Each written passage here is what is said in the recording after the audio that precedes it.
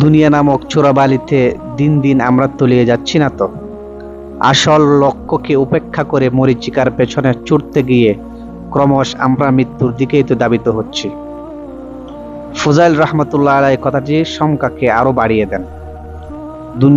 দুনিয়ামত্ততায় প্রবেশ করা খুব সহজ, কিন্তু তা থেকে বের হওয়া অনেক কঠিন। দুনিয়ার মোহমায়া থেকে বেঁচে থাকা আসলেই অনেক কঠিন ব্যাপার।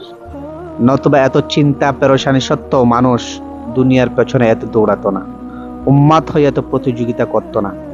কোন এক কবি বলেন, দুনিয়ার সমৃদ্ধ কেবল দুশ্চিন্তায় বয়ে আনে, কেড়ে নেয় মানসিক প্রশান্তি। সম্পদ বৃদ্ধির সঙ্গে পাল্লা দিয়ে বাড়তে থাকে পেরেশানির মাত্রা।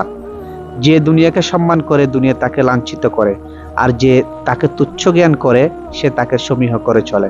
দুনিয়া থেকে তো তোমরা যা প্রয়োজন কেবল তাই গ্রহণ করো, অতিরিক্ত যা সামনে পড়ে ছুঁড়ে ফেলো ময়লার বগাড়ে।